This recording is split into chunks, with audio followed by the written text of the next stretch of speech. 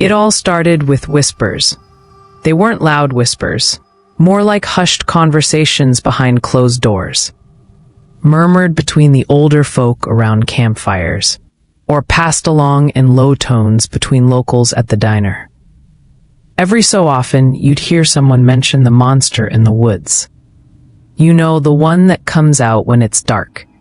It wasn't a subject people brought up casually, but it was always there in the background of every conversation. The talk of the woods had been passed down for generations.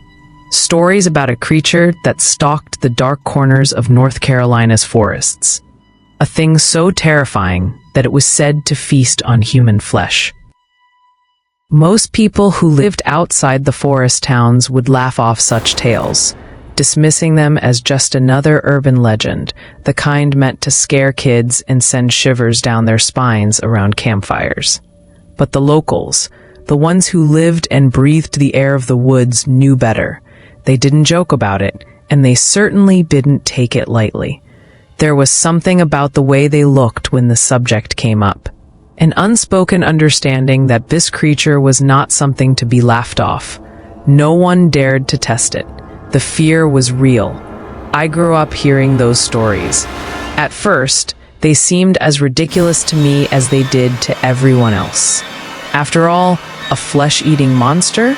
That sounded like something straight out of a horror movie or a bad campfire tale.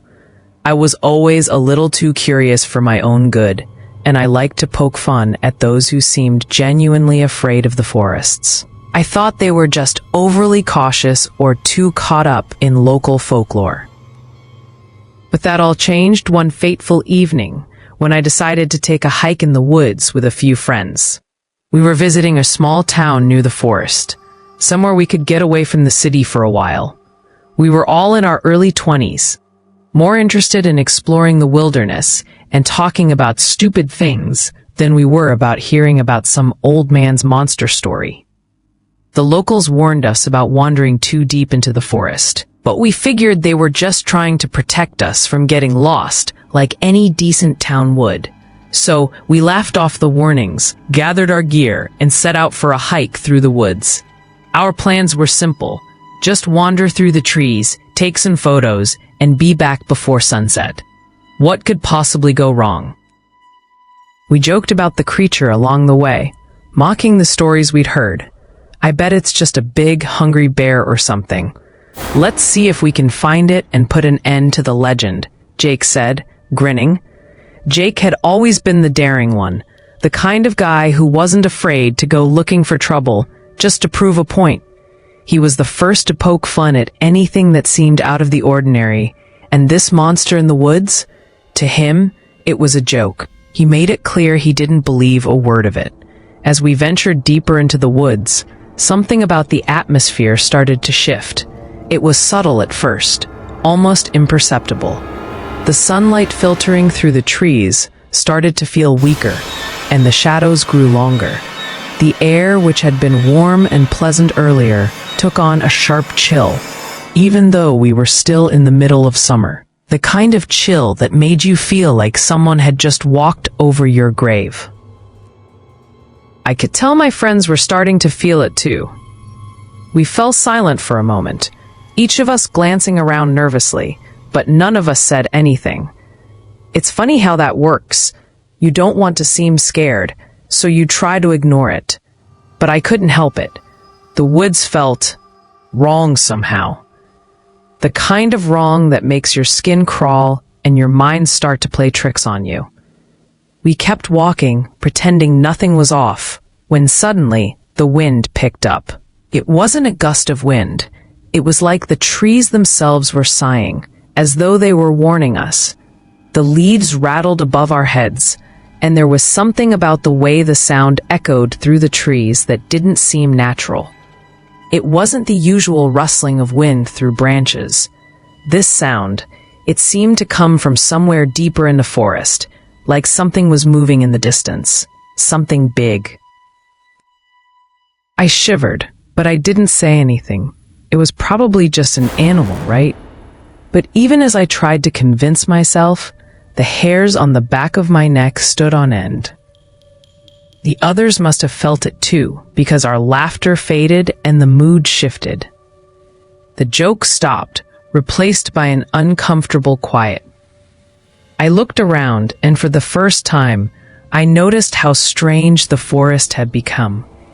The trees, which had once seemed like friendly giants, now towered over us, their branches weaving together to block out much of the light.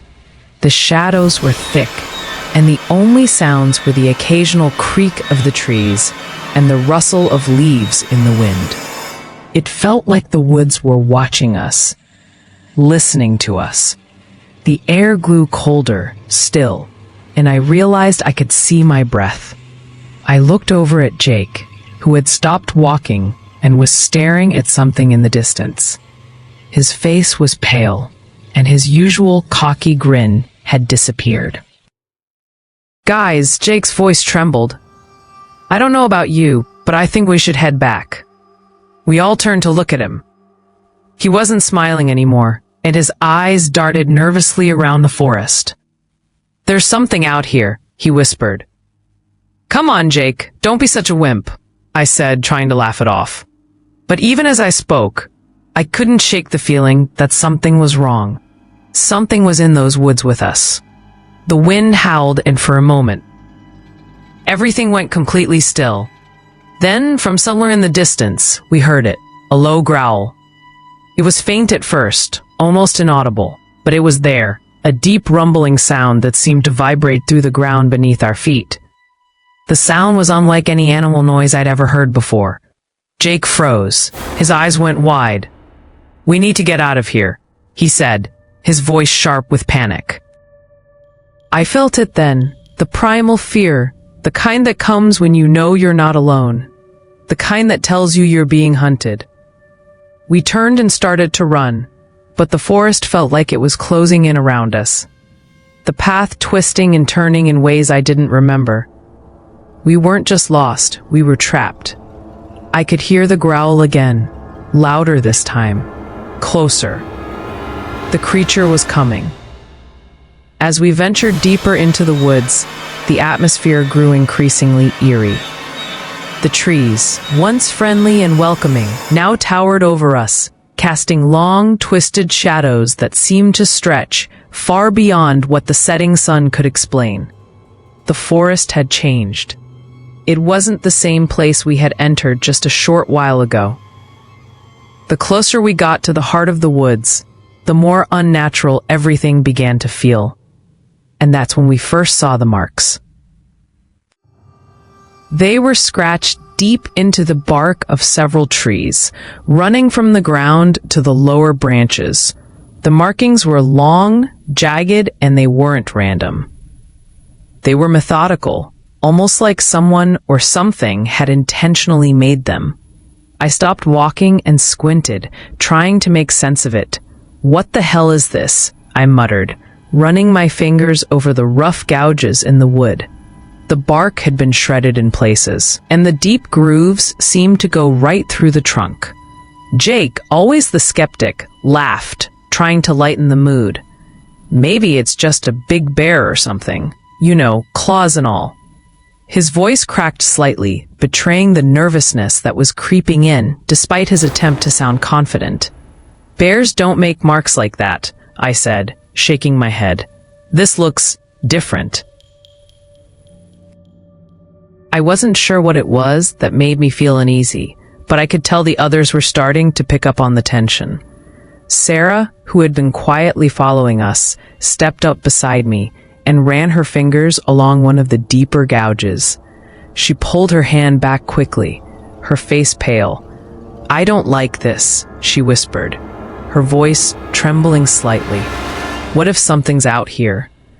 "I agree," Jake added, his tone no longer light. "Let's turn around and head back. We've gone far enough," but none of us made any move to leave.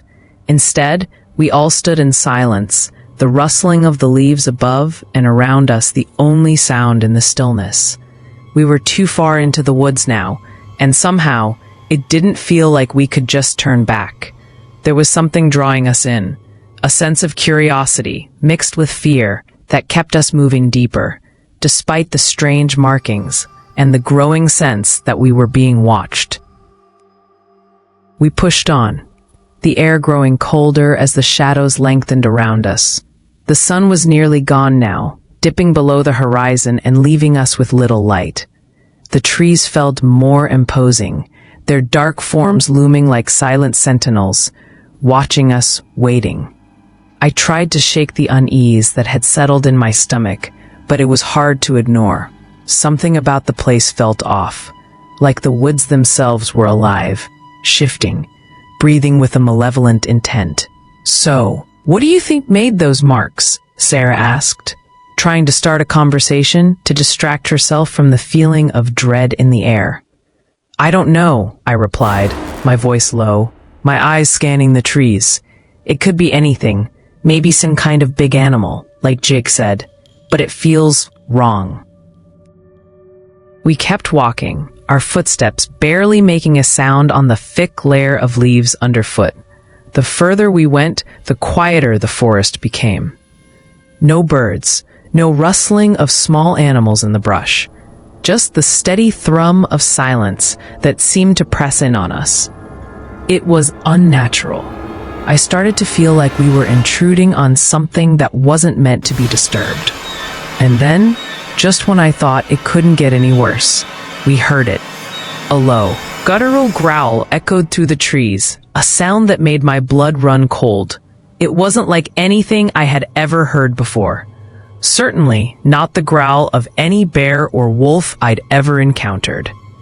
It was deep, vibrating through the ground, and it carried an edge of malice that froze me in place. The sound seemed to come from all around us, reverberating off the trees, twisting in the air like it was alive. My heart skipped a beat. "What the hell was that?"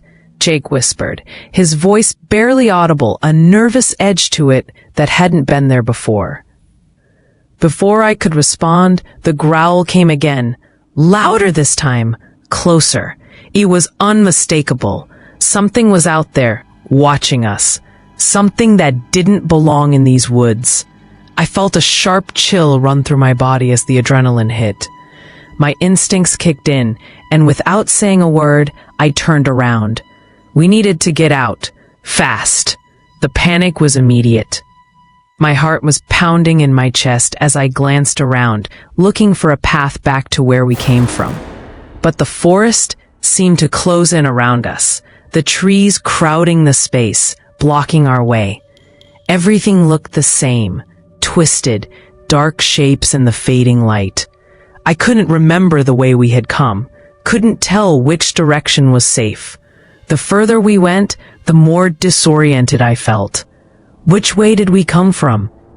Sarah asked, her voice panicked now. "I don't know," I replied, my voice tight with fear. Just keep moving." We started running, weaving between the trees, trying to find some sign of the path. But the forest seemed to mock us, turning our sense of direction upside down. It was like the woods themselves were alive, playing tricks on us, confusing us, making sure we couldn't escape. The growl echoed through the trees again, and this time it was closer, much closer. I glanced over my shoulder and saw nothing, just the dense darkness that seemed to swallow the space between us. But the feeling, the presence was there. It was watching us, tracking us. My breath came in ragged gasps as we pushed on, each step faster than the last. We could hear the growl now, much louder, as if whatever was out there was getting closer, closing in on us. My pulse was racing, my legs burning with the effort to keep moving, but I couldn't stop. I couldn't let it catch us. And then, just when I thought we might make it, I heard a noise behind me, a snap of a twig, followed by the unmistakable sound of something large crashing through the underbrush. Something was moving fast, too fast. I turned to see Jake, his face pale, his eyes wide with terror, his legs pumping furiously to keep up. But he wasn't fast enough. None of us were.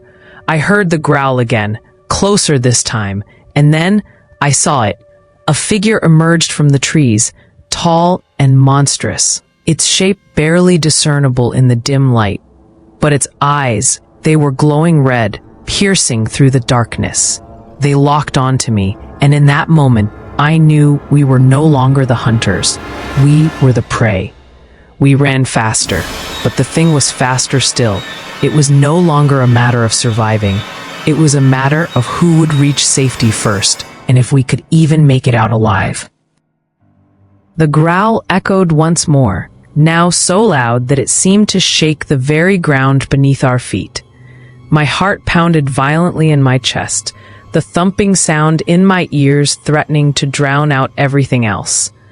My breath was ragged as I pushed myself harder, my legs burning with every frantic step. The woods were alive with the creature's presence, its growl growing deeper, more menacing with each passing second. It was closer now, so much closer, and I could feel its malice as if it were a weight in the air, pressing down on us. We scrambled through the underbrush, branches scraping at our skin, the sound of our footsteps loud in the stillness of the forest. The trees blurred as we ran. The path we had thought we knew, now completely foreign. The forest had transformed into something unrecognizable, twisting and turning in unnatural ways. The further we went, the more disoriented we became, and the more lost we felt. It was like the woods were alive, shifting to trap us, to make sure we couldn't escape. I tried to keep my bearings, but the shadows were deepening, and the growl was everywhere now, surrounding us, coming from all directions. I looked around, panicked, trying to find a sign of where we had come from, but everything looked the same. Tangled trees, dense underbrush, the ever-growing darkness. It felt like we were running in circles, caught in some twisted nightmare. "Where the hell is the way out?" Jake screamed ahead, his voice raw with panic. "I don't know," I yelled back, my voice breaking as I desperately tried to make sense of the forest around me. "Just keep running." We ran, faster now, our muscles screaming in protest. But the terror driving us forward was stronger than any physical pain. It was like something was behind us, something so terrible that we couldn't even comprehend it. Our survival instinct had kicked in, and every part of our bodies was pushing to escape, to get away from whatever it was that hunted us. And then, just as I thought we might make it, just as I thought we might find some way to outrun it, it appeared. The creature stepped out from the shadows of the trees, moving silently, almost as if it had materialized from the night itself. It was huge, towering over us by what seemed like feet, its grotesque form blocking any hope of escape. My eyes locked onto it, and for a split second, everything stopped. It was covered in mottled skin, dark and twisted, like something out of a nightmare. Its body was massive, almost unnatural, stretching in ways that shouldn't have been possible. But what really caught my attention, what froze me in place, were its eyes. They glowed with a faint red light, their unnatural glow cutting through the darkness like twin blood-stained moons. They were empty eyes, devoid of anything human. They weren't just eyes. They were predatory, filled with rage, and the hunger in them was undeniable. The thing's mouth opened, revealing rows of sharp, jagged teeth, each one slick with something wet, something that looked like blood, dark and thick. It was as if the creature had been waiting for us, watching, and the moment we entered its territory, it had claimed us as its prey. I heard a sickening snap as the creature took a step forward. My legs wouldn't move. Fear had rooted me to the spot. but then it was like my body finally remembered how to react. We screamed, all of us, the sound ragged and desperate as we turned and ran in the opposite direction. But it was faster than we could ever be. The creature's movements were smooth, predatory, and without hesitation. It moved as though it knew exactly where to go, where to strike. Like it had been hunting for much longer than we could comprehend. It was inhumanly fast, its feet barely touching the ground as it moved between the trees. I could hear it behind us, gaining ground with every step. I glanced over my shoulder just in time to see its massive form cutting through the trees, its glowing eyes locked onto us with terrifying precision. The air around us seemed to thicken, the forest closing in like it was conspiring with the monster to trap us. I didn't know how much longer I could keep running. My lungs burned, my legs screamed, and I was already beginning to lose track of where we were. The forest had become a maze of darkness, and there was no way out. My thoughts were clouded with fear, my only focus on staying alive. Then I heard Jake scream. It was short, sharp, and filled with agony. It stopped me in my tracks, and for a split second, I didn't know what had happened. But I didn't have time to think. I turned to see Jake. He had tripped, his foot catching on a root or a rock, and he was on the ground, struggling to get up. The monster was almost on him. "Jake," I screamed, my voice cracking with panic, but my legs refused to move. I could see the creature's claws, sharp, jagged things, reaching for him, its massive hand closing in. The sound that followed was sickening, a deep, tearing noise that made me gag as I watched the creature sink its claws into Jake's side. He screamed in pain, his hands clutching at the wound, but it was too late. I saw the life drain from his face as the creature ripped him apart. I froze, unable to tear my eyes away from the horror unfolding before me. Jake's blood sprayed into the air, staining the ground beneath him, but there was no stopping it. The creature was relentless, ripping into him with an almost casual brutality, as if this were something it had done 1,000 times before. I couldn't help him. I couldn't even help myself. "Run!" Sarah screamed, pulling at my arm. Her face pale and wild with terror, she yanked me away from the sight, dragging me through the trees as I fought against the weight of my shock. We ran without looking back, each of us trying to block out the sounds of Jake's screams, trying to escape the nightmare that had just become real. The forest was no longer just a place of trees and shadows. It had become a hunting ground, and we were the prey. I could still hear the creature moving behind us, getting closer, its growl vibrating through the air, growing louder with every step. There was no way out. The forest was alive with the monster's rage, and we were trapped. As we ran, I could feel my heart beating in my throat, the terror closing in around me. The monster wasn't just hunting us, it was toying with us, letting us think we could escape, only to tear us apart one by one. I didn't know how much longer I could run, but one thing was certain. If we didn't find a way out soon, we wouldn't survive. I found myself alone, trembling behind a massive tree, my breath coming in ragged, panicked gasps. My chest felt tight, as though the very air around me was suffocating. The trees surrounding me were thick, their trunks gnarled and twisted, but I knew they weren't enough to hide me from the monster that was hunting us. I could hear it, moving in the shadows, sniffing the air with an almost methodical precision. The growls were faint, but they vibrated through the ground, rattling my bones. I could almost feel it, the creature circling, waiting. It was playing with us, like a cat with a mouse, enjoying the terror it was causing. It knew we were scared, and it thrived on it. I tried to stay as quiet as possible, my body frozen with fear.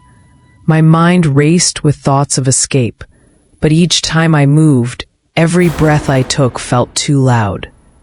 My hand pressed against the rough bark of the tree, my palms slick with sweat. I clenched my teeth, willing my legs to stay still, to stay hidden.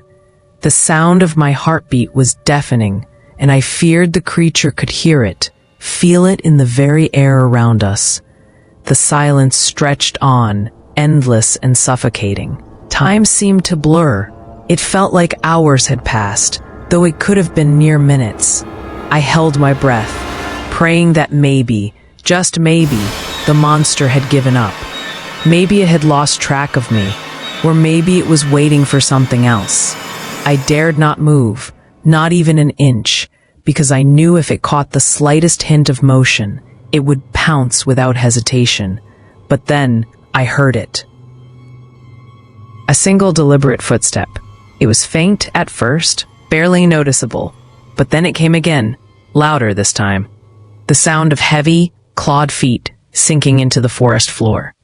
The creature was close, very close.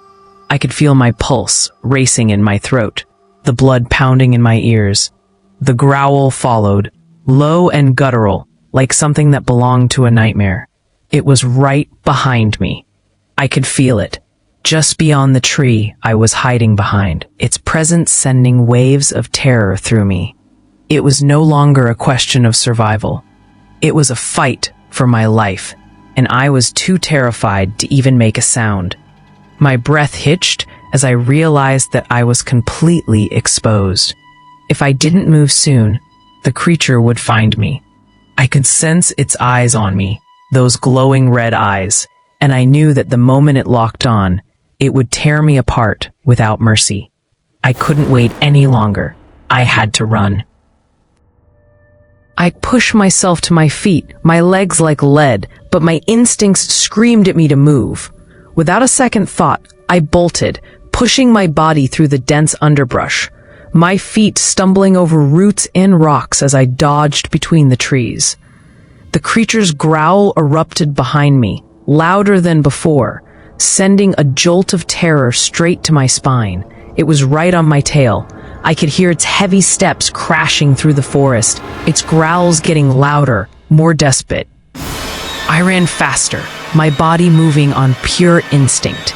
My legs burned, muscles screaming in protest, but there was no time to stop, no time to rest.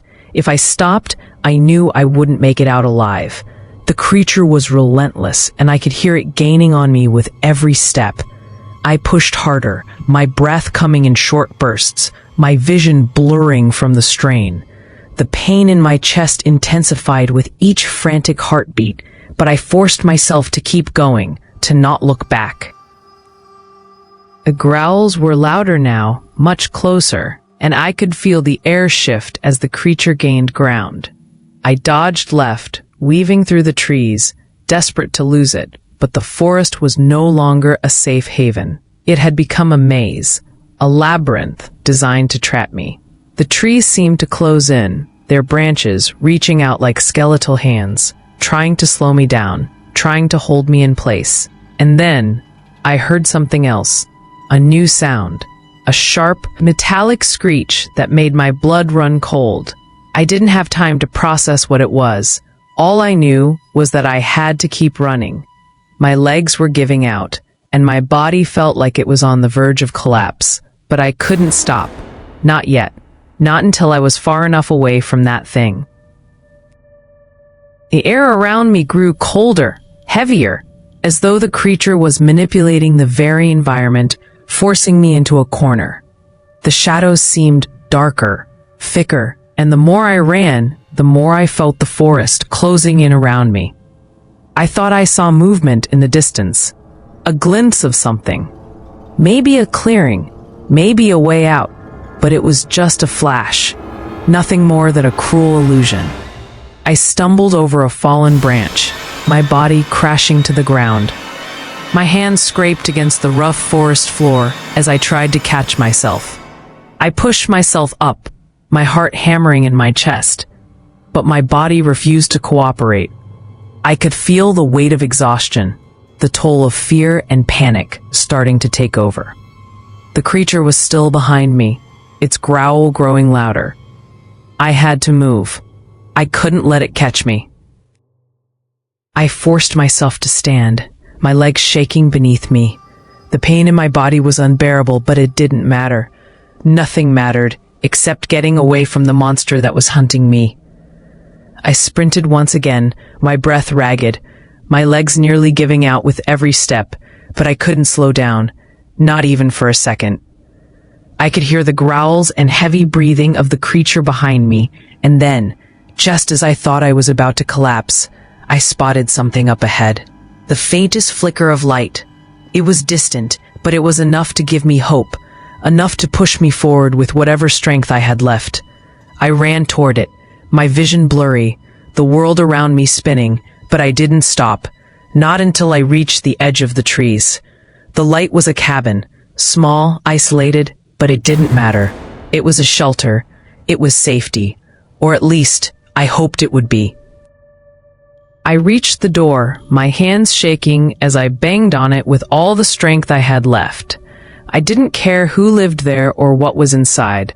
I just needed refuge. I needed a place where I could hide, where I could breathe without the suffocating terror of the creature just outside.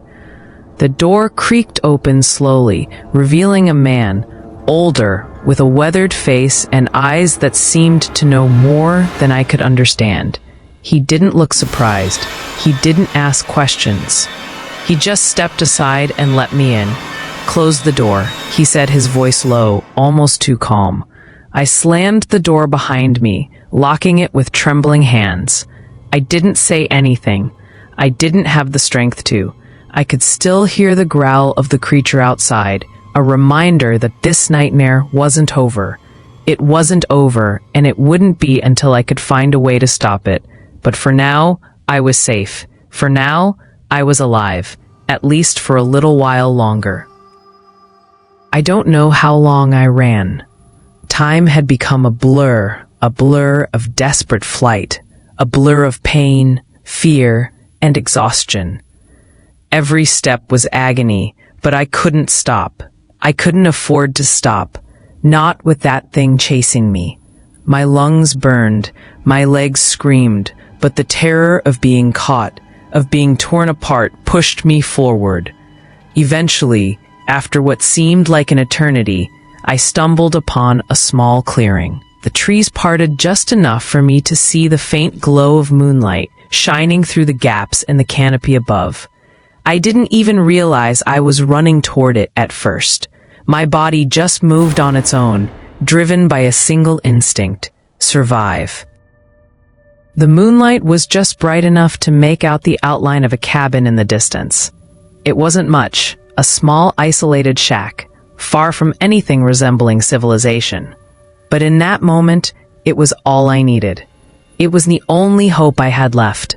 My heart surged with a mixture of relief and disbelief. I wasn't imagining it. There really was a cabin, and I was almost there. With the last bit of strength I had, I stumbled forward, my feet dragging across the uneven ground, desperate to reach the door.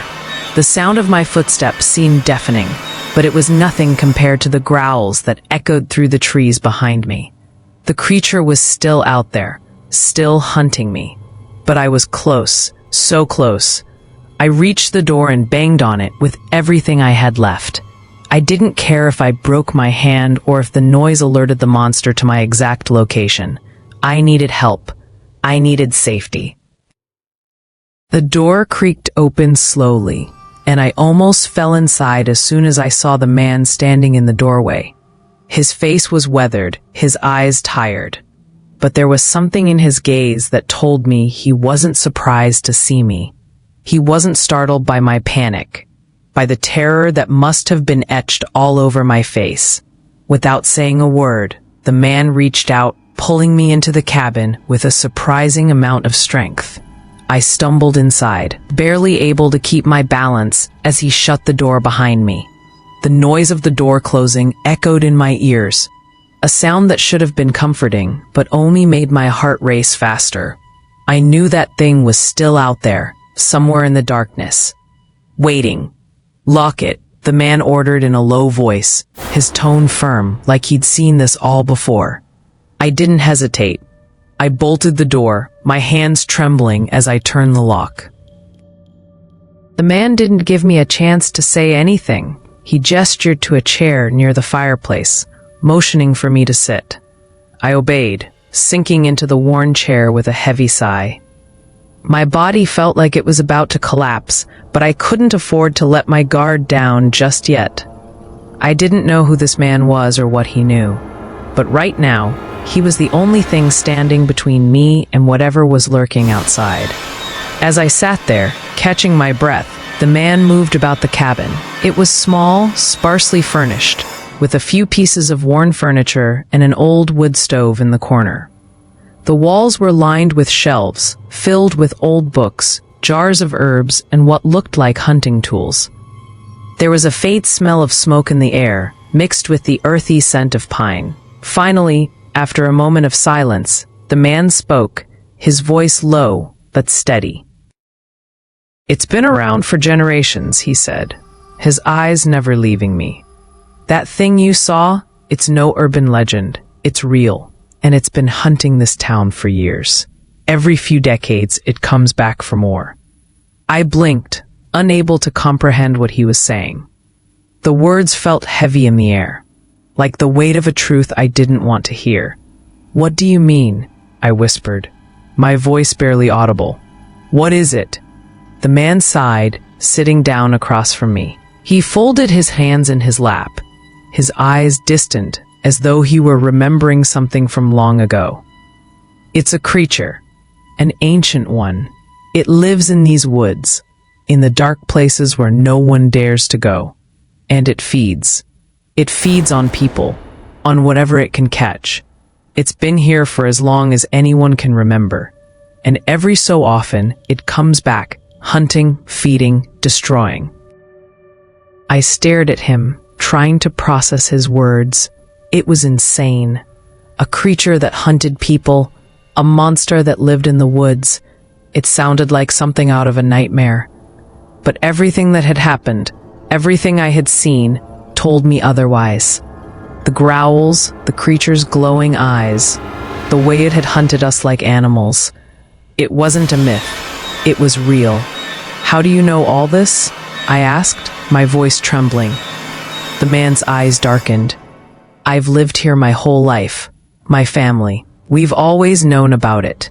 We've always known that when the creature returns, we have to hide. We have to stay safe. There's no escaping it. It always comes back. And every time, it's worse than the last." I swallowed hard, my throat dry. I wanted to ask more, wanted to know everything about this monster, about the creature that had torn through my friends. But I couldn't bring myself to speak. The words were stuck in my throat, choked by the terror that still gripped my chest. The man seemed to understand. He didn't press me for more questions. Instead, he sat in silence for a long moment, as if weighing something in his mind. Then, finally, he spoke again. "There's a way to stop it," he said, his voice quiet but filled with an odd sense of certainty.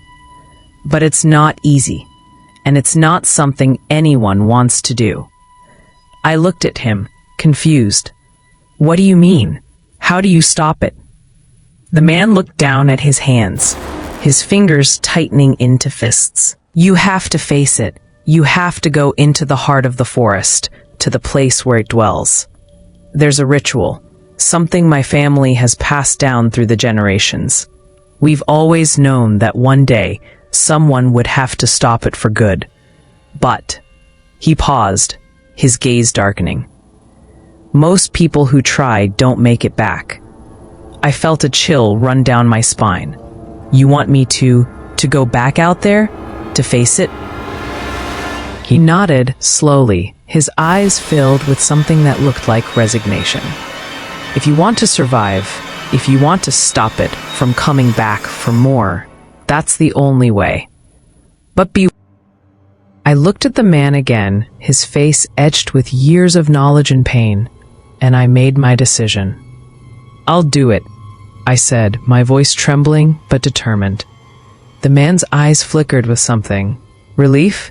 Fear? Before he stood and walked to a shelf. He pulled down a small leather-bound book and handed it to me. This will help. It's the only guide we have. But remember, you're not just fighting a monster. You're fighting a force that has been here for much longer than we know. I nodded, my hands shaking as I took the book from him. I didn't know if I was ready for what lay ahead. But I knew I couldn't stay here forever. The creature was out there, and as long as it lived, no one was safe. And so I prepared myself. The escape wasn't over. It was only just beginning. The old man's words echoed in my mind as I sat in the dimly lit cabin, the weight of what he said settling over me like a dark cloud. You can't run from it, he had told me, his voice as cold as the wind howling outside. It's relentless. If you want to survive, you have to kill it. I couldn't even begin to imagine how to fight something like that. The creature wasn't just a predator. It was a force of nature, something ancient and predatory. A living nightmare that had hunted this land for generations. How could I, someone who had never held a weapon in their life, possibly stand up against it? But I knew, deep down, that there was no other choice. If I didn't fight, the monster would keep coming, keep killing, until there was no one left to protect. The thought of it attacking anyone else, of it tearing through more innocent lives, was something I couldn't live with. So I made a choice. I would face it. I would fight. The old man had already started preparing when I made up my mind. He moved with practiced ease, grabbing tools from the shelves, things that seemed to have been waiting for this moment. Knives, axes, ropes, and other objects I didn't recognize. I watched, stunned, as he put everything together, creating something that resembled a spear, crude but effective. He handed it to me with a grim nod. "This is all we've got," he said quietly, his eyes dark with the knowledge of the creature's terror. "Don't hesitate when it comes. If you hesitate, it'll be over before you know it." I nodded, gripping the spear tightly. The weight of it in my hands felt strange, unfamiliar, but I didn't have time to second-guess myself. As the sun sank below the horizon, the air grew thick with tension. The woods outside the cabin seemed to hold their breath, the sounds of the night subdued, as though the very forest was waiting for what was to come. I could feel the presence of the creature even from inside the cabin. It was out there, somewhere in the dark, hunting, circling, waiting for the right moment. And I was the prey. The old man and I moved in silence, securing the cabin as best as we could. We shut all the windows, bolted the doors, and made sure that we could move quickly if needed. I felt the old man's eyes on me as I prepared myself, adjusting my grip on the spear. He didn't speak much. He didn't need to. His actions said everything. He had been through this before, many times, no doubt. But for me, this was a first. The first time I had ever faced something like this. A monster wasn't just a beast. It was a predator in the truest sense of the word. A creature born to hunt and kill. I had no illusions about it. I had no skills. No experience. All I had was the desperation to survive, to end this nightmare.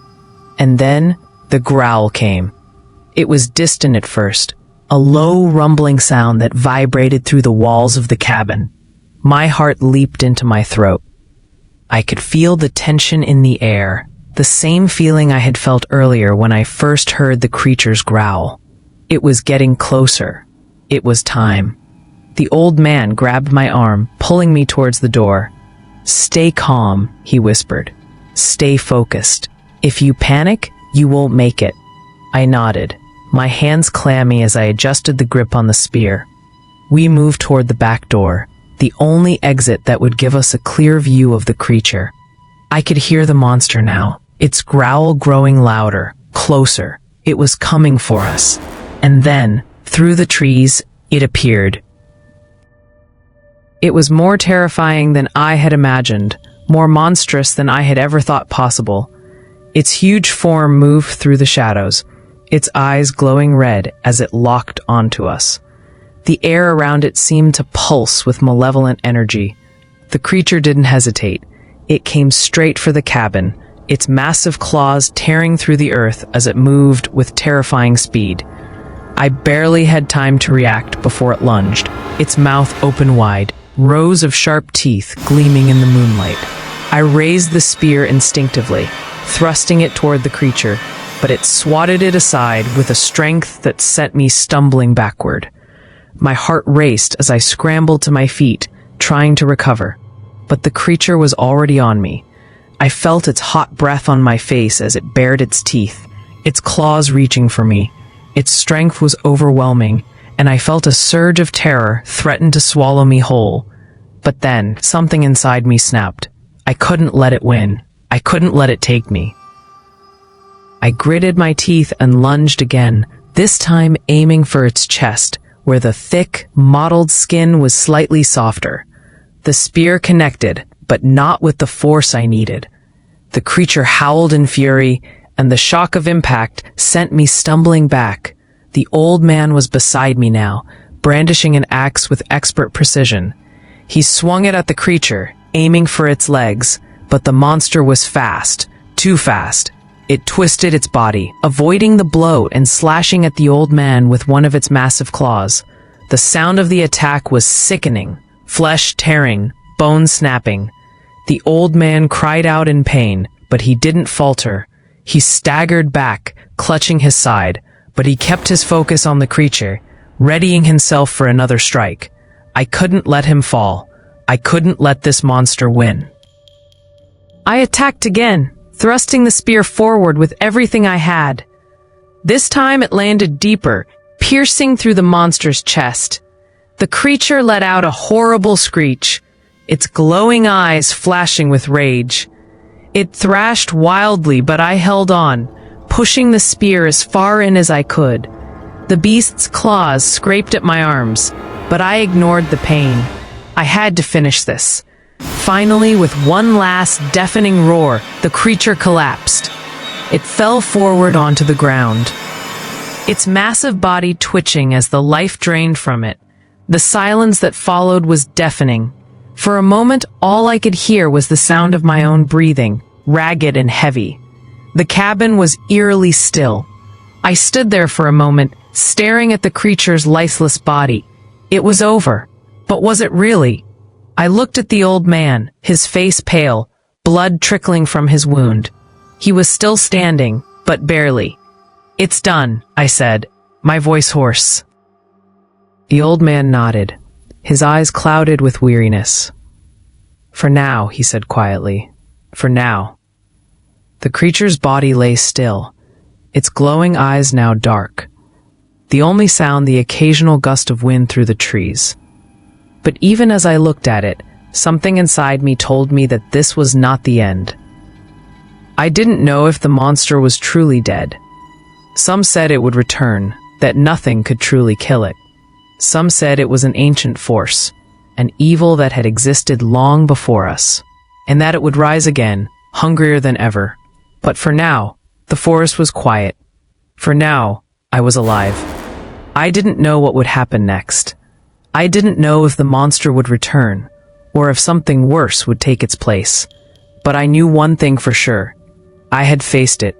I had fought it, and I had survived. For now, that was enough. But deep down, I couldn't shake the feeling that the monster was never truly gone. Somewhere in the darkness of the woods, it was still waiting, hungry and patient, biding its time for the next victim. And I wondered as I stood there if it would ever truly leave.